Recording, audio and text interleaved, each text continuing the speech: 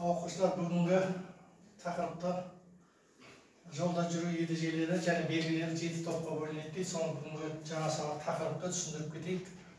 7 топқа бөлінеді дегеніміз жаңағы мынау күнделікті көріп жүрген жолда жүру ережелері дейді. Жаңағы ескерту белгілері. Біріншісін мына қай жерден көрілісте мысалы мынау белгілерді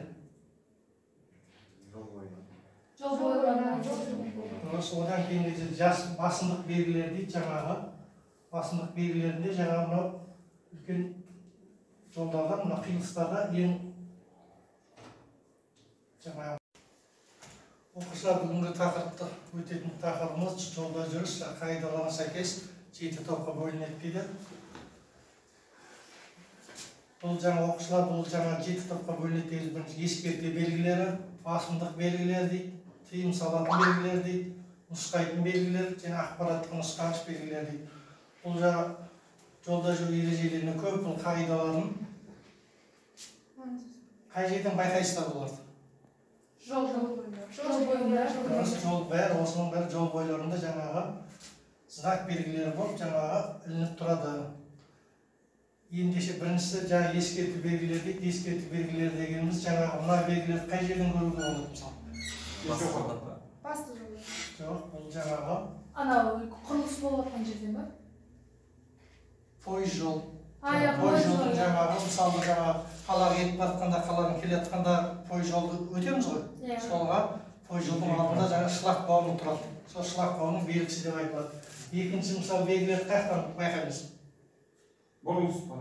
Дұрыс айтады. Әр знактарда өзінің белгілері тұрады. Сол белгі арқылы жүріп жатсаңыздар, ешқандай жаңағы жол ережесі бұзылмайды. Жаңағы былай повороттарды көрсетіп тұрған кезде скоростьті төмендетіп, тежегішті азайту керек деп көрсетіп қойған. Жаңағы одан кейінгісі белгі жаңағы 12%.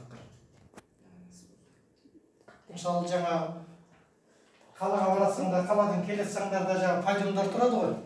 Сондайларда жаңағы мысалы подъемға шығып баратқанда обгон жасамайтындардың ережелеріне дайындап қойған тежегішті азайтып, одан кейінгісі жаңағы түсетінді көрсетіп қояды. Одан кейінгі басымдық белгілер дегенде жаңағы осылай айтқан главный жол дейді ғой. Қай жерде болсын мысалы жаңағы пойыз жолдардан өтіп жатқанда да, светофордан өтіп жатқанда да бірінші жол жүрісін сізге жасыл жанып тұрады. Қай уақытта болсын осы белгі тұрса, жолдың бәрі сенікі болып тұрады. Сіз уайымдамай өте беруіңізге болады. Одан кейінгі тыйым салатын белгілер мынаны қалай айтсаң болады? Бұл жаңа қызыл көрсетіп тұрған екі машина тыйым салған белгілер обгон жаңағы жасамауға тыйым салынады. Өйткені қызылмен көрсетіп қойған ғой. Өйткені мына знактарда 50-мен жүр, 70-мен жүр. Иә, мысалы 90-ын басталды, 90, 80, 70, 50 деген кезде уже знактың жаңа белгілері, жолақтары дейміз ғой. Жолақтары таусылған кезде, уже саған ескерте бастайды. Жолақ таусылған кезде сен уже алдыңдағы машинадан еш уақытта алға шығуға болмайды деген сөз. Уже полоса тігінен болып кетсе болмайды. Ол жаңа мыналар енді главный трассадағы жолда жүру ережелері, мынау елуді түсінеміз ғой, жылдамдықтың тежегішін азайту керек 50 деген кезде. Уже алдыңа мынандай повороттар шығады. Сондықтан мысалы қалаға баратқанда автобуспен баратасыңдар, таксимен баратасыңдар, баратқанда жолдың бәрінде осындай белгілер тұрады ғой. Одан кейінгі жаңағы нұсқайтын белгілер дейді. Нұсқайтын белгілер мынаны қалай түсінуге болады? Ол тек қана алдыға жағына жүру керек, ал екіншісі оңға және солға жаңа нұсқалар дейді.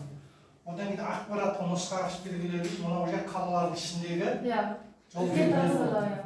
Қаланың ішіндегі жол мысалы қаланың ішінде мысалы ауыл жерлер, ауылды аймақтарда жоқ қой, бұл қаланың ішіндегі бұл жол белгілер, жолақтары дейді. Мысалы мынау не үшін көрсетіп қойған мынаны? Ұзақ сызық болса, ол екі жақты жол болып табылады. Ал енді үзік сызықтар болса, ол бір бағыттағы жол. Бір бағыттағы жол болады. Мысалы мынандай бір бағыттағы жол болса, еш уақытта жолды кесіп өтуге болмайды. Ал мысалы мынандай жолақтарын кескенде ол бұрылысқа болады. Дұрыс айтасыңдар. Уже оларға келесі мына сервис белгілері дейді. 800 метр жерде жанармай бекеті бар деген.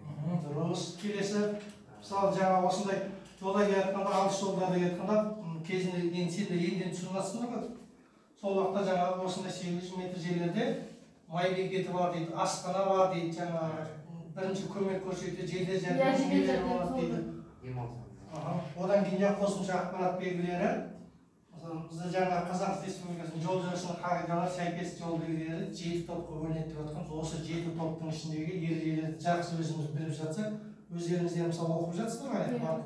Осы 7 қағиданы біліп жүрсеңіздер, жол ережесі бұзылмайды. Сондықтан біліп жүрген жақсы. Оны бірден біліп кетпейсіздер, енді осы жолақ белгілерге қарап, знактарға қарап, осылай беріп кетесіздер. Одан кейін қосымша ақпарат белгілері дейді, тақтайшалар дейді. Мыналарды да өзі қай жаңағы белгіде, жаңағы жол белгілеріне қарап отырсаңыздар, өзі знақты ойланып отырсаңыздар, жай өзі түсіндіреді.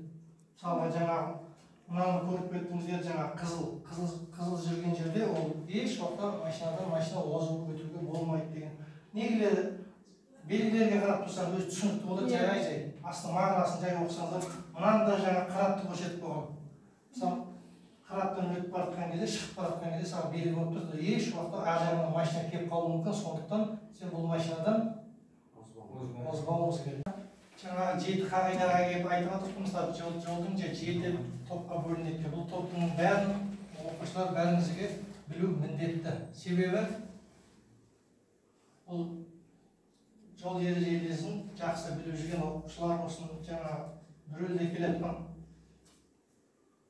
шофер дейміз ғой, рөлде келатқан солардың бәріне жол ережесін білу бәрімізге артық болмайды. Бұлай енді өз ойларыңызша бұлай знакқа қарап, жолаққа қарап түсінген оқушылар бар ма?